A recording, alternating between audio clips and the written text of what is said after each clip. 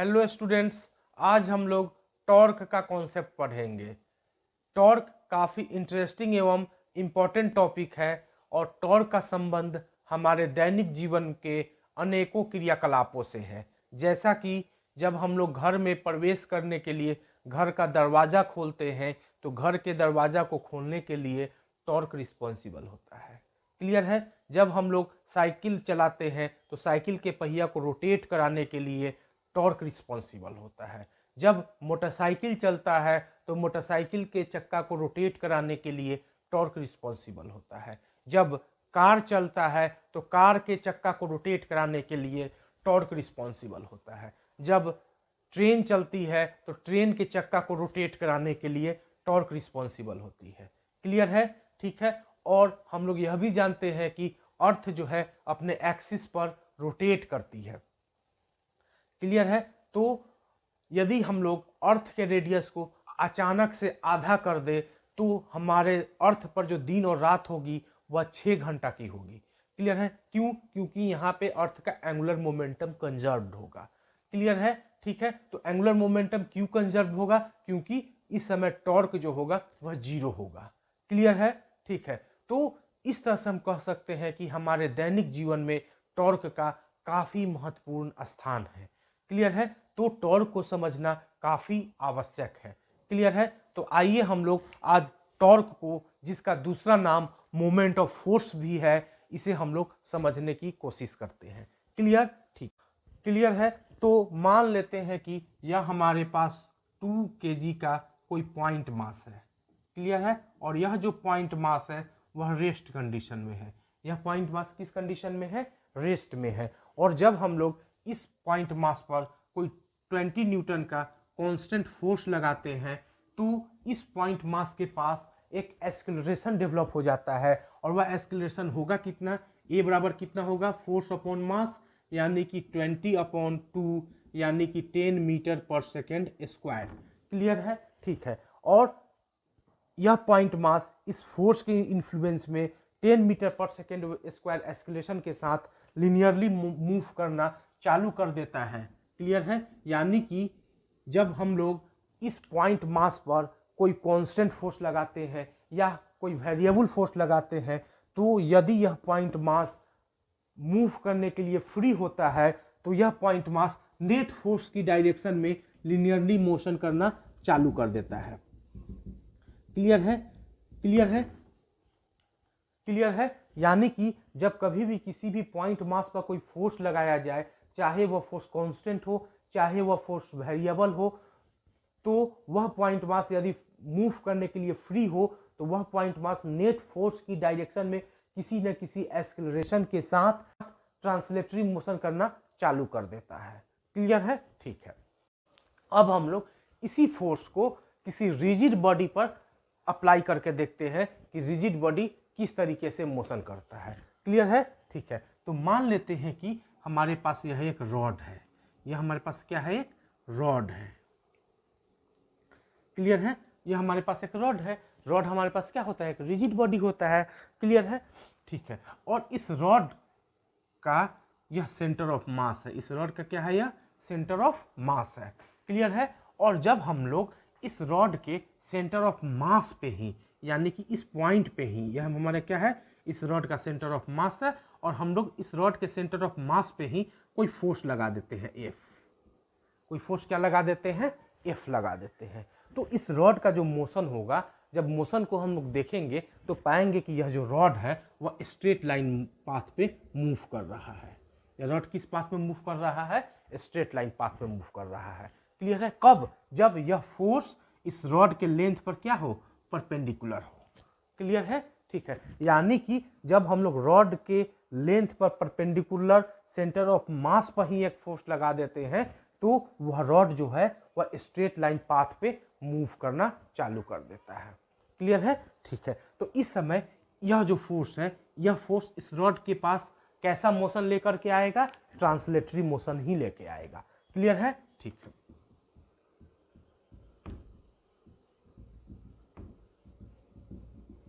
Clear, ठीक।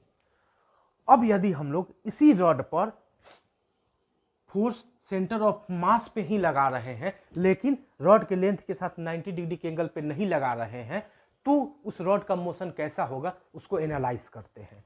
Clear है? ठीक है, तो मान लेते हैं कि यह हमारे पास एक रॉड है।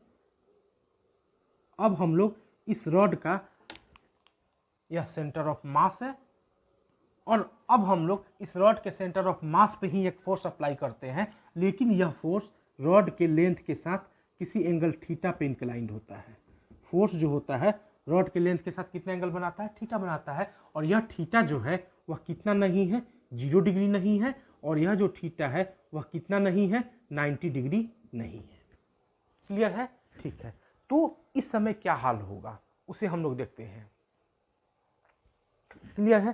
तो इस समय यह जो रॉड होगा वह रॉड दो तरीके से मोशन करेगा। रॉड का यह जो सेंटर ऑफ मास है वह आगे भी बढ़ेगा, और रॉड जो है वह अपने सेंटर ऑफ मास के अबाउट रोटेट भी करेगा। क्लियर है? ठीक है, यानी कि इस रॉड के पास अब दो तरीके से मोशन होगा। पहला मोशन कैसा होगा? ट्रांसलेटरी मोशन होगा, और दूसरा मोशन कैसा होगा? रोटेटरी मोशन होगा। क्लियर है? तो रॉड किस पॉइंट के अबाउट इस समय रोटेट करेगा? अपने सेंटर ऑफ मास के अबाउट ही रोटेट करेगा। क्लियर है? ठीक है, यानी कि जब रॉड के लेंथ से किसी एंगल थीटा पर हम लोग कोई फोर्स अप्लाई कर देते हैं, तो वह रॉड जो होता है वह रॉड के पास दो तरीके से मोशन डेवलप कर सकता है। पहला सेंटर ऑफ मास को ट्रांसलेटरी मूव करा सकता है, और दूसरा उस रॉड को सेंटर ऑफ मास के अबाउट टर्न करा सकता है, रोटेट करा सकता है। क्लियर है? ठीक है, अब हम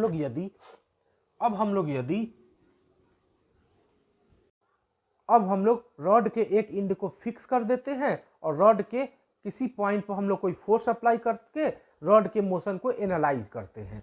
क्लियर है? ठीक है, तो मान लेते हैं कि हमारे पास रूफ का एक सरफेस है। क्लियर है? और हम लोग क्या किए कि इस रूफ के इस पॉइंट पर एक रॉड को हिंज कर दिए। क्लियर है? यह हमारे पास एक रॉड है, और रॉड को हमने यहाँ पे क्या कर दिया? हिंज कर दिया। क्लियर है? ठीक है, और अब हम लोग इस रॉड के इस पॉइंट पर हमने एक फोर्स अप्लाई किया, कांस्टेंट फोर्स अप्लाई किया, F। क्लियर है? ठीक है, तो हम लोग यह देखेंगे कि यह रॉड जो है इस फोर्स के कारण इस पॉइंट के अबाउट, इस हिंज पॉइंट के अबाउट रोटेट कर जा रहा है।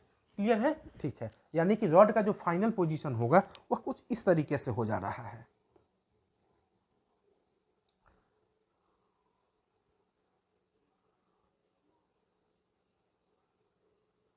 क्लियर है? ठीक है, इस फोर्स के कारण यह रॉड जो है वह थीटा एंगल क्या कर जा रहा है? टर्न कर जा रहा है, घूम जा रहा है, रोटेट हो जा रहा है। क्लियर है? तो यहाँ पे यह जो फोर्स है, यह फोर्स इस रॉड को इस हिंज पॉइंट के अबाउट, इस पॉइंट को अगर हम लोग O बोल दे, इस O पॉइंट के अबाउट टर्न करा दे रहा है। क्लियर है? तो यहाँ पे यह फोर्स क्या कर रहा है? केवल टर्निंग इफेक्ट प्रोड्यूस कर रहा है। केवल कैसा इफेक्ट प्रोड्यूस कर रहा है? टर्निंग इफेक्ट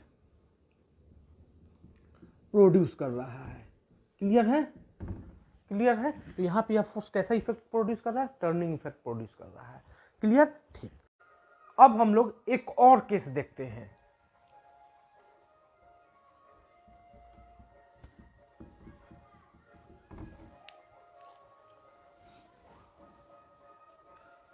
यह हमारे पास एक रॉड है, और इस रॉड का यह एंड इस पॉइंट पे फिक्स किया गया है। क्लियर है? इस पॉइंट पे इस रॉड को हमने क्या किया? हिंज कर दिया। क्लियर है? और हमने इस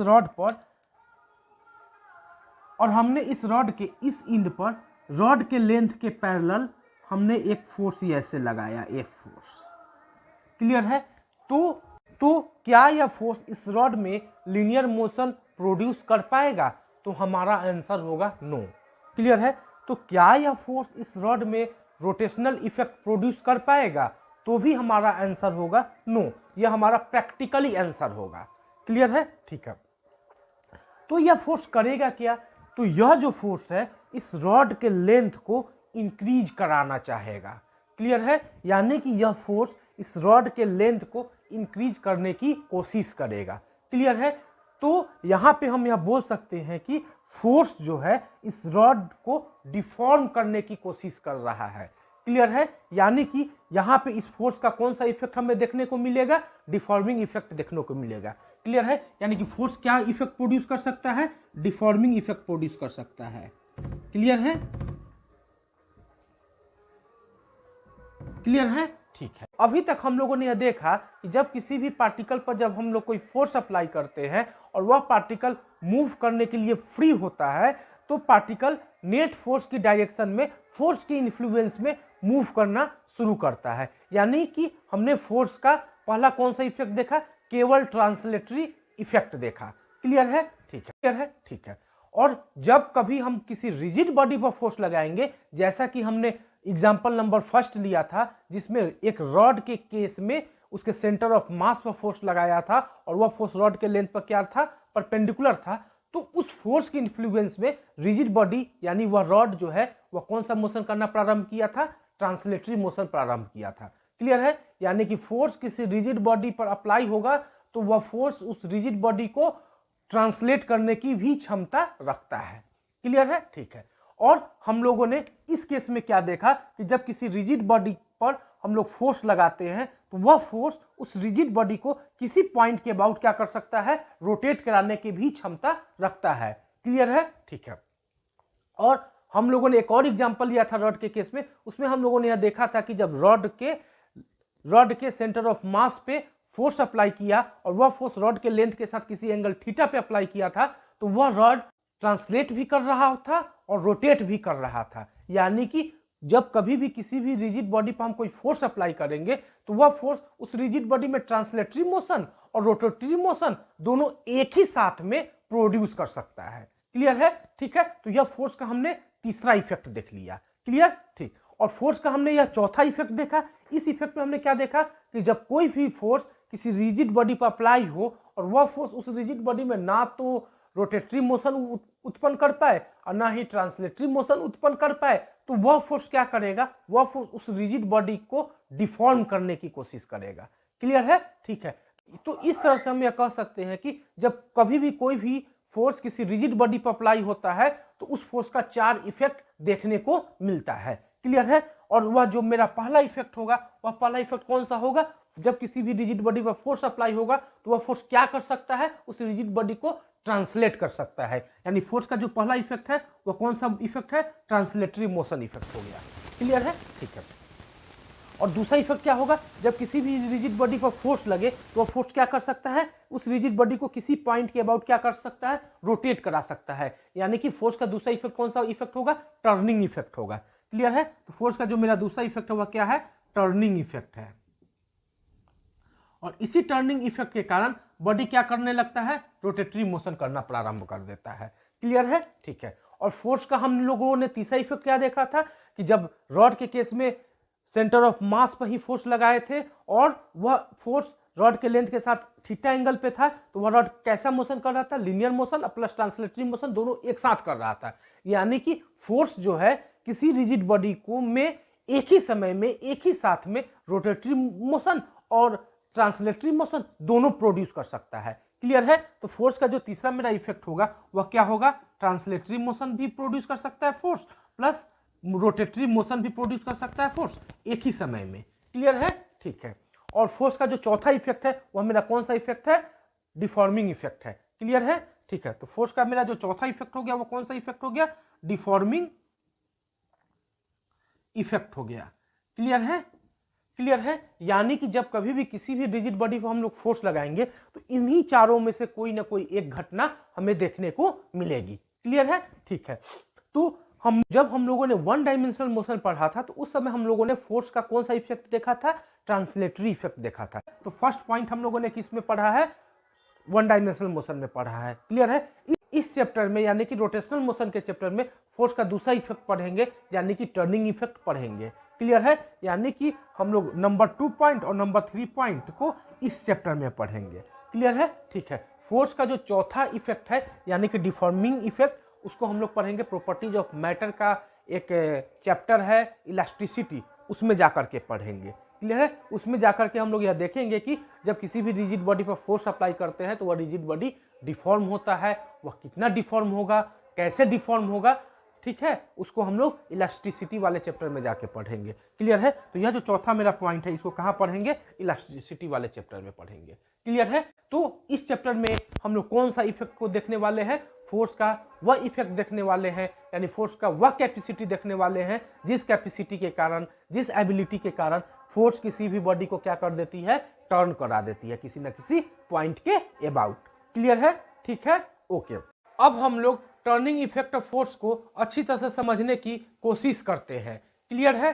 तो टर्निंग इफेक्ट ऑफ फोर्स को अच्छी तरह से समझने के लिए हम लोग दो केस लेते हैं। क्लियर है? मेरा जो पहला केस है वह यह है कि यह हमारे पास वह यह है कि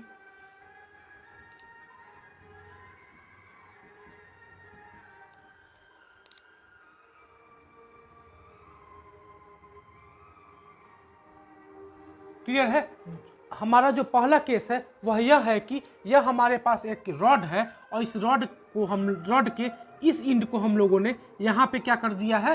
फिक्स कर दिया है। क्लियर है? और यह जो रॉड है इनिशियली रेस्ट में है। क्लियर है? यह रॉड क्या है? इनिशियली रेस्ट में है। क्लियर है? और हमने इस रॉड के इस एंड पर रॉड के लेंथ के परपेंडिकुलर हमने एक फोर्स अप्लाई किया F। क्लियर है? हमने कितना फोर्स अप्लाई किया? F अप्लाई किया। तो हम लोग यह देखेंगे कि यह रॉड इस फोर्स की वजह से अपने इस फिक्स्ड पॉइंट के अबाउट, ठीक है, रोटेट करना चालू कर देता है। क्लियर है? और मान लेते हैं कि इस फोर्स की वजह से यह रॉड किसी टाइम t पर थीटा एंगल टर्न कर गया। कितना एंगल टर्न कर गया? थीटा एंगल टर्न कर गया। क्लियर है? कितना एंगल टर्न कर गया? थीटा एंगल टर्न कर गया। क्लियर? ठीक। तो यहां पे इस फोर्स ने क्या किया? इस रॉड को इस फिक्स्ड पॉइंट के अबाउट टर्न कराना चालू कर दिया। यानी कि कह सकते हैं कि इस फोर्स ने इस रॉड को इस पॉइंट के अबाउट, इस फिक्स्ड पॉइंट के अबाउट एक एंगुलर वेलोसिटी दे दिया, या हम यूं कह सकते हैं कि इस फोर्स ने इस रॉड को इस फिक्स्ड पॉइंट के अबाउट एक एंगुलर एक्सेलरेशन दे दिया। क्लियर है? ठीक है। यानी कि इस फोर्स के कारण इस रॉड के पास एक एंगुलर एक्सेलरेशन डेवलप कर गया। क्लियर? ठीक है। तो इस रॉड के पास एंगुलर एक्सेलरेशन डेवलप कराने वाला कारक कौन है? कारण कौन है? कॉज कौन है? यह F है। क्लियर है? ठीक है। यानी कि जब किसी भी रिजिड बॉडी पर हम लोग कोई फोर्स लगाए तो वह फोर्स उस रिजिड बॉडी को किसी न किसी पॉइंट के अबाउट टर्न कराने की कोशिश कर रहा है। क्लियर है? ठीक है। यहां पे इस फोर्स ने इस रिजिड बॉडी को, यानी इस रॉड को किस पॉइंट के अबाउट टर्न कराने की कोशिश किया है? इस फिक्स्ड पॉइंट के अबाउट टर्न कराने की कोशिश किया है। क्लियर? ठीक।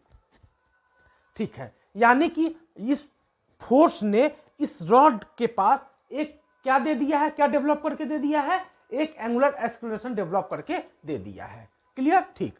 अब हम लोग दूसरा केस देखते हैं।